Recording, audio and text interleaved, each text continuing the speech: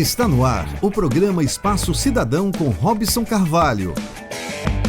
No ar, o nosso programa Espaço Cidadão, chegando em todo lugar onde tiver internet, pelo nosso canal no YouTube, Robson Carvalho.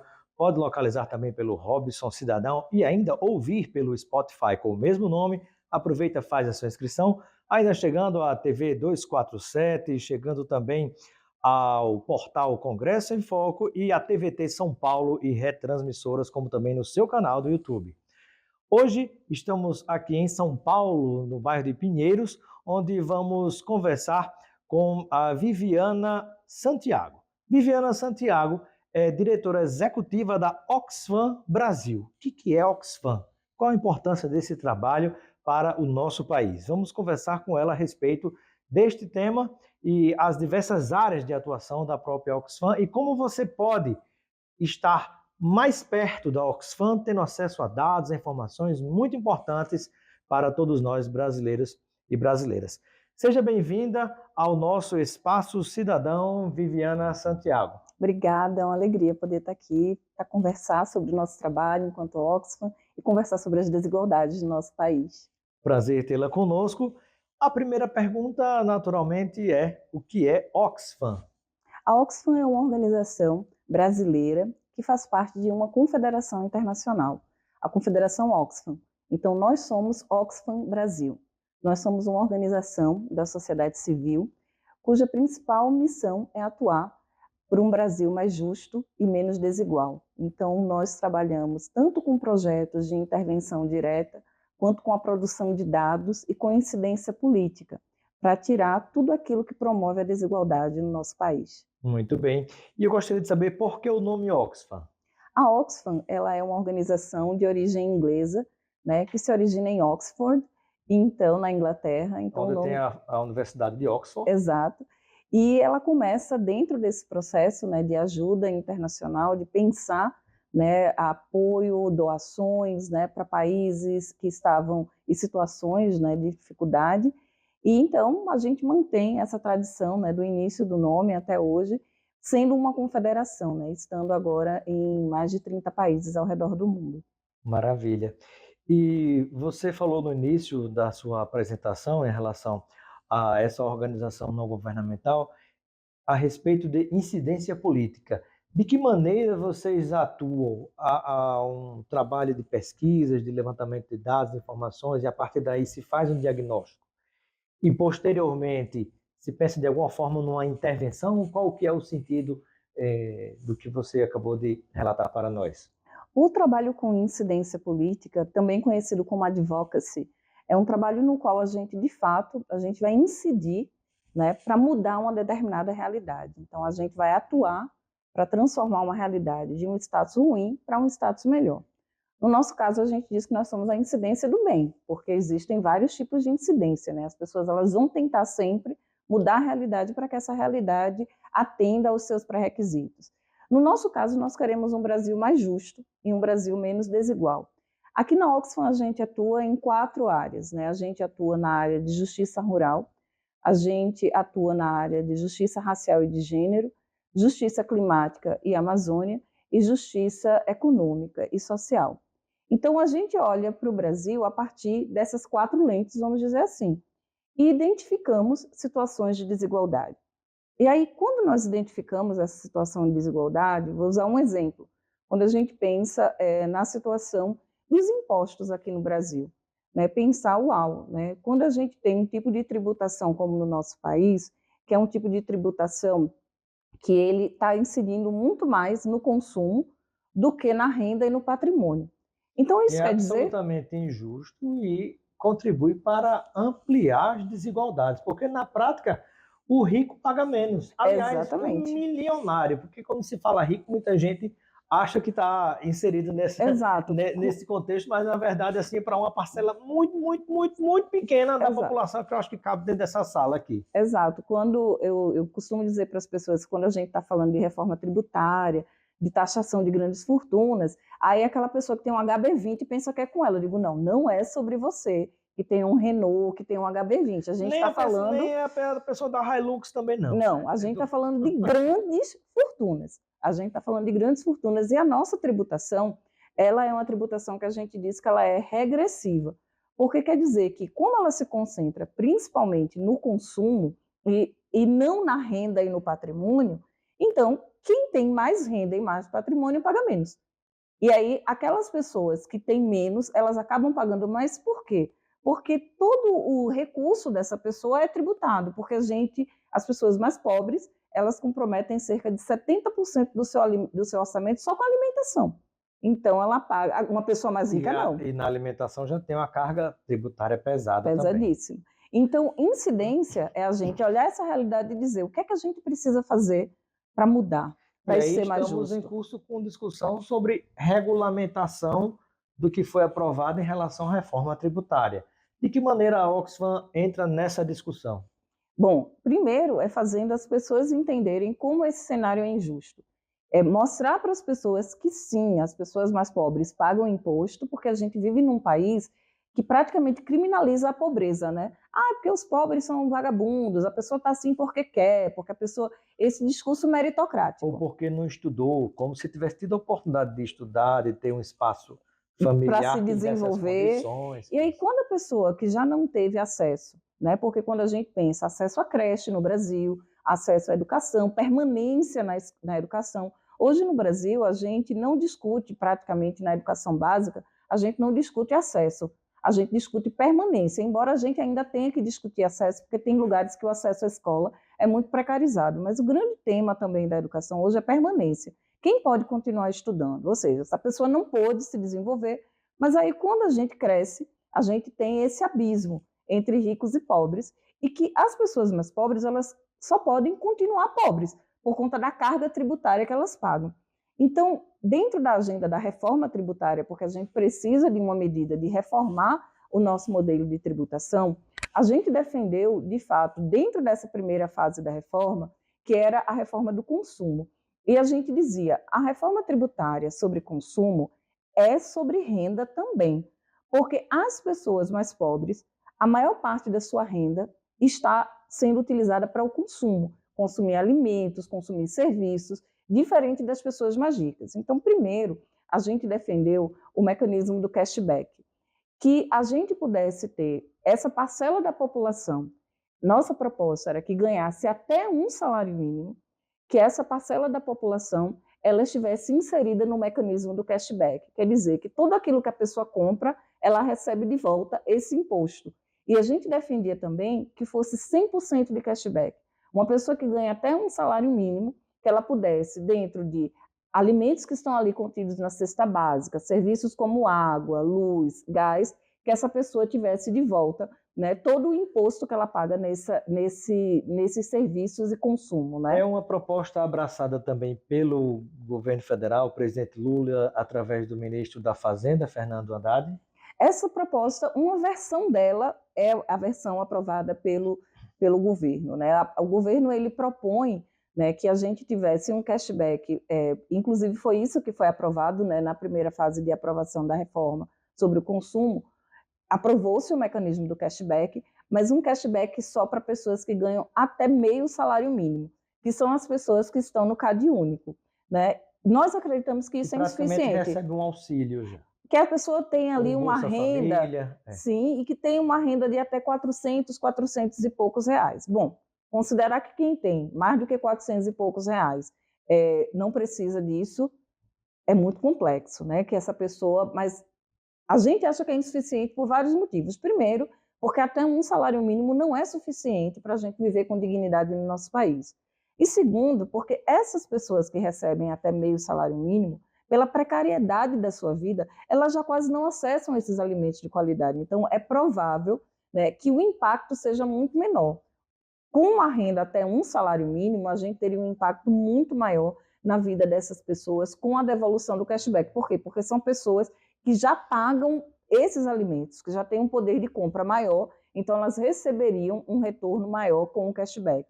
E também, na reforma, não foi aprovado o cashback de 100%. Né? É uma fração, né? Fração de 60%, 30%, 40% dentro desses diversos mecanismos que nós também consideramos que é insuficiente. A reforma vai ser avaliada daqui a 5 anos. A gente também pediu, né, que a partir da data de implementação, nós incidimos para que a gente tivesse uma avaliação que usasse indicadores multidimensionais, que a gente pudesse perceber a diferença que a reforma fez, que esses mecanismos fizeram, na vida de pessoas entre brancos e negros no Brasil, que a gente sabe que tem uma lacuna muito grande, entre mulheres e homens, mas a gente também não teve uma qualificação desse mecanismo de avaliação. O que diz para a gente que, na próxima etapa dessa reforma que vai para o Senado, a gente precisa continuar fazendo incidência. Sem dúvida. E que a gente pode qualificar ainda mais. Porque do jeito que você falou na advocacy, do jeito que existem as coalizões na luta política, no contexto da democracia, que lutam para puxar o cobertor para um lado, tem aqueles que tentam puxar o cobertor para o outro lado. Muitas vezes, aqueles que têm mais poder, os que fazem parte da elite financeira e econômica do país, acabam conseguindo puxar o cobertor mais para o seu lado. Então, é importante a presença da sociedade civil organizada, dos movimentos sociais, acompanhando, e a imprensa livre, pressionando também para que não se cometa mais injustiça diante da oportunidade de se diminuir a injustiça social no Brasil. Estamos conversando com a nossa companheira hoje aqui, direto do bairro de Pinheiros, em São Paulo, na sede da Oxfam Brasil, ela que é diretora da Oxfam Brasil, a Viviana Santiago, uma mulher negra nordestina, primeira a assumir a presidência dessa instituição.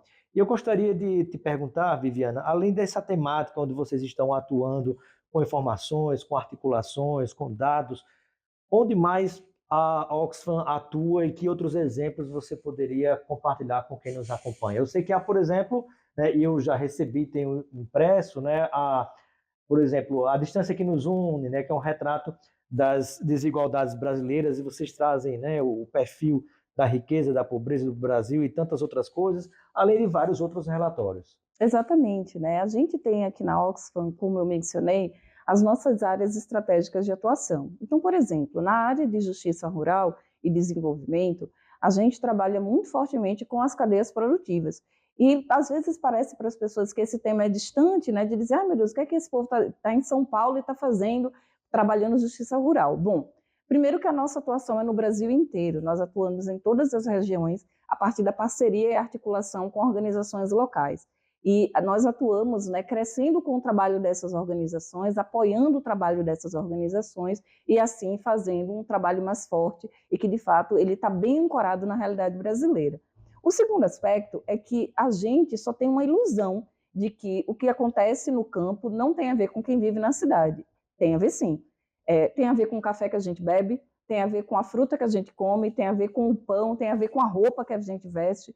Tudo na nossa vida na cidade tem a ver com o campo. Mas a gente não consegue visibilizar o nível de injustiça, o nível de desigualdade que existe lá. Então, a Oxfam trabalha principalmente pensando em trabalhadoras e trabalhadores que são assalariadas e assalariados no campo. Pessoas que trabalham dentro dessas cadeias produtivas, produzindo, plantando, produzindo, trabalhando nas grandes fazendas. São funcionárias, empregadas e empregados. Vamos lá pensar em Renascer, né? A gente tem ali as pessoas que trabalham ali, né, para os coronéis ali, o coronel Egídio. Sim, a novela, né? Renascer, exato. Né? Dentro de Renascer, a gente está ali trabalhando. E qual é o trabalho que a gente faria? A gente faria o trabalho, se a gente pensar no contexto de Renascer, vamos pensar que a gente tem um povo que tem lá, né, é dono de uma fazenda que contrata trabalhadores para colher aquele cacau. Nós trabalharemos com aqueles trabalhadores contratados. E com aqueles trabalhadores, a gente trabalha fortalecendo os sindicatos, que é para eles serem capazes de terem melhores negociações coletivas, de que quando for conversar lá com o coronel Inocêncio, com o coronel Egídio, eles puderem dizer, não, a nossa hora de trabalho custa tanto, a gente só trabalha de tal hora a tal hora. Então, fortalecendo os sindicatos rurais e também identificando em quem está em situação de escravidão moderna. E aí eu te pergunto, tudo isso tem sido possível mesmo com a pancada que os sindicatos sofreram no contexto da reforma trabalhista que aconteceu, conduzida pelo ex-ministro do ex-presidente Bolsonaro, o Rogério Marinho? Sim, esse trabalho agora, ele é mais do que necessário, ele é urgente, né? Mais do que importante, é necessário, porque é um trabalho de fortalecimento dos sindicatos mesmo. A gente teve ali né, dentro da discussão da reforma trabalhista, a gente teve todas as estratégias para sufocar a ação dos sindicatos. Por quê? Porque os sindicatos, eles são aquilo que garante o direito de trabalhadoras e trabalhadores. Então, a gente viu, de fato, uma campanha de desqualificação da ação dos sindicatos, de tirar a importância, né, de dizer para as pessoas, você não precisa de sindicato, e sufocar os meios de financiamento da luta dos sindicatos. Né? Isso tem uma coisa importante nessa questão, Viviana, que muitas pessoas não percebem, que até mesmo para as empresas que atuam corretamente no Brasil, as empresas brasileiras, a indústria brasileira, o comércio brasileiro, até para eles é importante você ter sindicatos e negociações políticas fortes pelo lado dos trabalhadores, porque senão você começa a fazer decair a qualidade do produto que é feito, entregue, do serviço que é prestado. Muita gente não entende, aí fica à mercê de que venham outras corporações internacionais e acabe atropelando todo mundo. Exatamente. A organização sindical é uma organização imprescindível, porque é aquilo que traz a demanda de trabalhadoras e trabalhadores, e nós não somos só uma ou duas ou três pessoas trabalhadoras, nós somos milhões de trabalhadoras e trabalhadores. A gente tem segmentos, como, por exemplo, quando a gente pensa no segmento de trabalhadoras e trabalhadores rurais. Como é que a gente vai fazer melhores negociações coletivas? Você vai negociar com cada um, de cada trabalhador e trabalhador? Isso é impossível. Então, os sindicatos reúnem essas trabalhadoras e trabalhadores e têm um papel formativo muito grande. O papel de fazer com que essas pessoas elas se apropriem daquilo que são os seus direitos. Então, nós trabalhamos a partir do fortalecimento dessas articulações de trabalhadoras e trabalhadores rurais e também fortalecendo as denúncias, né? Denunciar toda aquela precarização do trabalho rural, né? A terceirização, a gente ter pessoas ali mediando entre trabalhador e fazenda, e ali o risco de isolamento dessas trabalhadoras e trabalhadores na fazenda. A gente apoia, né, que os sindicatos tenham acesso às fazendas para identificar a condição de vida dessas trabalhadoras e trabalhadores, se estão recebendo, como estão recebendo, o nível de desconto, porque enquanto a gente come a nossa fruta, enquanto a gente bebe o nosso café, o fato é que as pessoas que produzem comida no Brasil estão passando fome, dadas essas condições tão precárias do trabalho no campo, né? Então, esse trabalho é imprescindível. Inclusive, quem bebe gosta de beber um bom vinho, até brasileiro, inclusive brasileiro, e muitas vezes um espumante, uma champanhe, né? Vale destacar que isso aconteceu bem perto de nós, no Brasil de 2023, isso é inacreditável. A vinícola Salton, a Aurora, né, todo um grupo de empresas lá do Rio Grande do Sul, né, que produz produtos muito conhecidos de todos nós, e que estavam praticando o trabalho escravo. Vejam vocês, né, que coisa absolutamente escandalosa, e eu não vi até agora ninguém preso. Exatamente. O trabalho análogo à escravidão é muito comum dentro das cadeias produtivas aqui no Brasil. A gente pensar comida, a gente pensar calçado, da produção do couro, na produção das roupas. Por quê? Porque a gente não tem suficiente fiscalização e a gente não tem, de fato, suficiente pressão popular para que esses grandes empresários e grandes empresárias produzam com qualidade, sem precarizar a vida de trabalhadoras e trabalhadores. O isolamento do trabalho do campo, né, e a precarização na organização de trabalhadoras e trabalhadores é um risco. Pessoas que migram de regiões, né, pensar essas pessoas que estão atuando em culturas que são sazonais e saem das suas cidades para trabalhar em outras cidades, tudo isso é risco, né, para que essas trabalhadoras e trabalhadores sigam sendo exploradas e explorados. Então, parte do nosso papel é fortalecer os sindicatos, parte do nosso papel é ajudar nesse processo de conscientização de trabalhadores e principalmente ajudar as pessoas que estão do lado de cá, consumidoras, a entenderem tudo isso e também pressionarem essas grandes empresas, pressionarem essas cadeias produtivas. Perfeito. Estamos conversando com a Viviana Santiago, diretora executiva da Oxfam Brasil, gravando entrevista aqui no escritório da Oxfam, no Pinheiros, em São Paulo. E nós temos outros temas e também materiais que são discutidos e distribuídos por vocês, né? Alguns deles são utilizados até para arrecadar fundos para o trabalho que vocês fazem.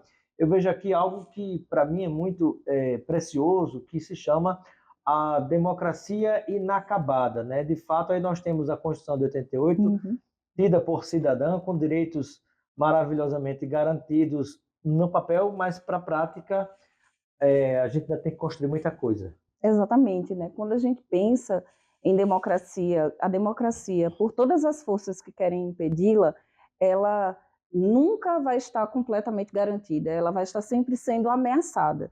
Só que aqui no Brasil, a gente pode entender que essa democracia ela é inacabada. A gente nunca conseguiu um Estado democrático de direito para todas as pessoas no Brasil.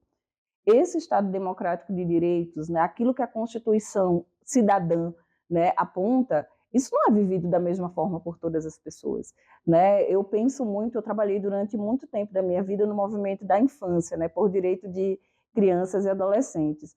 E aí eu penso muito no artigo 222, né, de dizer assim, é dever do Estado, da família e da sociedade garantir, né, os direitos das crianças e dos adolescentes, né?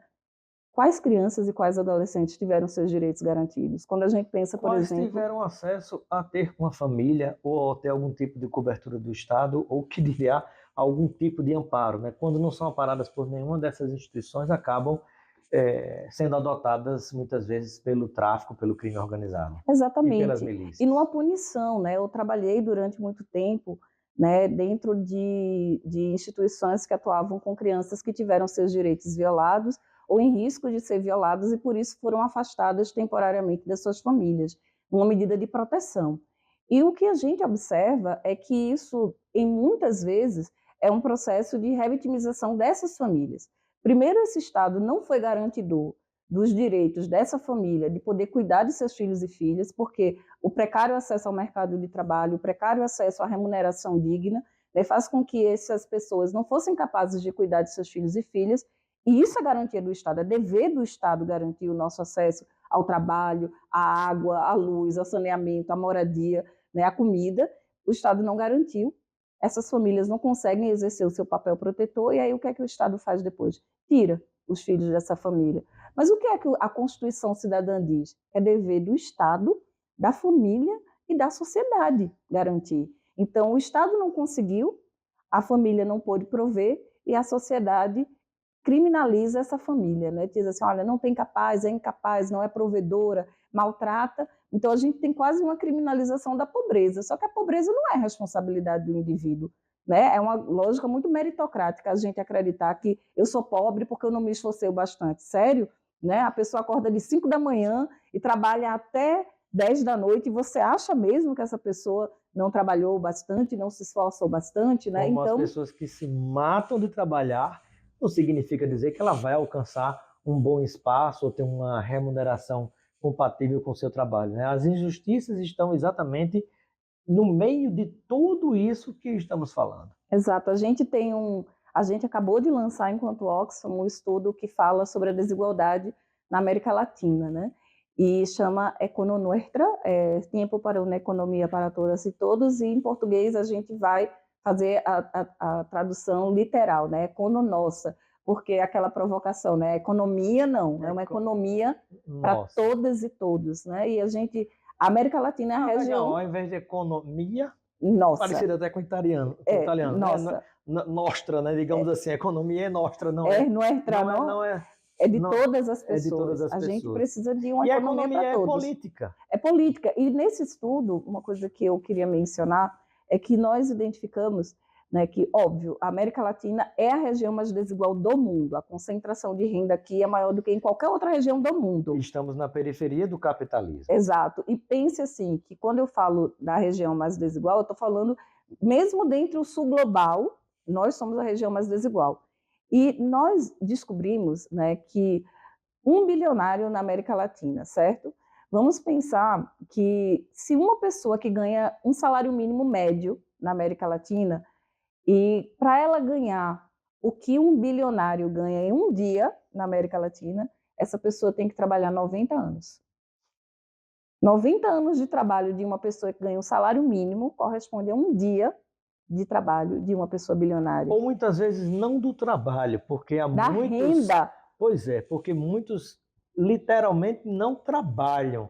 Pega o dinheiro, aplica esse dinheiro, porque na verdade investe no capital financeiro especulativo que muitas vezes está conectado com o sistema financeiro internacional.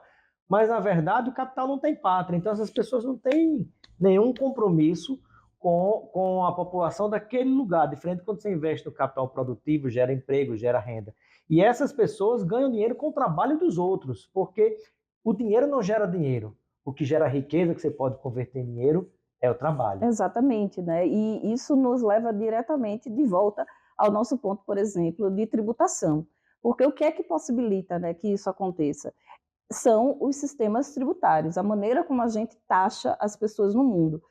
Quando a gente tem sistemas que são muito regressivos, a alíquota para taxação máxima, por exemplo, da renda da pessoa, essa é uma alíquota que, a partir de R$40 mil, R$50 mil, uma pessoa no Brasil que ganha R$30 mil por mês, ela já está entre as pessoas mais ricas do Brasil. Agora veja, tanto ela que ganha R$30 mil, quanto quem ganha 100 mil, quanto quem ganha 1 milhão por mês. A partir daí, e isso tem a ver com o sistema tributário, né? E quando a gente faz isso, a gente deixa essa alíquota nessa taxação aqui, a partir daqui está livre. Então, eu que ganho meu salário de trabalhadora, que venho aqui trabalhar todos os dias, de segunda a sexta, 8 horas por dia, muito mais que a gente sabe, né? E aquela pessoa que é um herdeiro no Brasil, que nunca trabalhou, a gente tem o mesmo nível de tributação. E aquela pessoa que tem menos recursos, ela paga mais do que eu, porque a tributação vai incidir muito mais. E a gente também não tem uma tributação sobre a transmissão de riqueza, que é exatamente o que você colocou. Essas pessoas que elas são ricas, elas permanecem ricas porque a transmissão de riquezas ela não é tributada. A gente não tem um recurso eficiente sobre heranças, por exemplo. Quando a gente fala em transmissão de riquezas, eu estou falando também em transmissão de propriedades. As propriedades estão aí e elas também não são suficientemente tributadas. Não é só o recurso financeiro. Quando a gente pensa nos lucros das empresas, lucros e dividendos, imóveis, isso. Lucros e dividendos também não são suficientemente tributados. Então, veja, eu não estou falando do salário de ninguém, mas eu estou falando de riqueza não tributada e que permanece dentro de controle dessas pessoas e que também não consegue, né, ser riqueza que volte para o financiamento do Estado.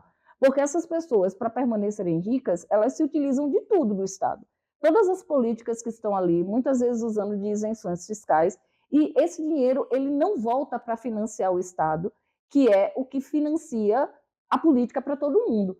Então, quanto mais essas pessoas pagarem impostos, mais o Estado ele consegue ter financiamento, que para o Estado não fechar no vermelho, ele não precisa mais, então, diminuir investimento em política pública. Poxa, eu não posso botar mais dinheiro no SUS, porque senão no final do ano, o Haddad pensa, né? Se eu deixar isso aqui, no final do ano eu fecho no vermelho. Não, ele não precisa diminuir do SUS. Ele vai poder, então, né, ter um financiamento do Estado a partir dessas riquezas que não são tributadas. Nós estamos aqui em São Paulo, é o caso bem... Estamos aqui no Pinheiros, né? O pessoal da Faria Lima, os banqueiros, né, que muitas vezes, quando vão realizar seus lucros, não pagam um centavinho de imposto, por mais que sejam bilhões e bilhões de reais nessa transferência de lucro, eles não pagam imposto, né? Isso aí é absolutamente escandaloso. Bom, mas o tempo, infelizmente, passa muito rápido. Eu quero agradecer a participação da Viviana Santiago, diretora executiva da Oxfam Brasil, aqui no nosso Espaço Cidadão. Seja sempre bem-vinda. E eu deixo um momento final para suas despedidas, junto a todos aqueles e aquelas que nos ouvem e nos assistem. E você pode complementar com alguma informação que considere importante, falar um pouquinho sobre como é que as pessoas podem fazer para serem parceiros desses braços dados que formam a Oxfam, não só aqui no Brasil, na América Latina, mas em vários países. Bom, eu começo dizendo que eu fico muito agradecida por essa oportunidade de contar do nosso trabalho. Nós somos muitas e muitos aqui no Brasil, enquanto pessoas da nossa organização. Nós somos 44 pessoas trabalhando, mas com muitas parcerias, com muitas alianças que nos fazem ser muito mais. Convido, né, as pessoas a conhecerem o nosso site, né, conhecerem oxfambrasil.org.br. Todos os nossos materiais, tudo que nós produzimos está para livre download, você pode pesquisar e faça um chamado à atenção. Se junte a gente para fiscalizar a reforma tributária, para fiscalizar a justiça no campo, a justiça racial e a justiça climática. Vamos precisar de muita gente para fazer um Brasil mais justo e menos desigual. Sem dúvida. Muito obrigado. Eu que agradeço.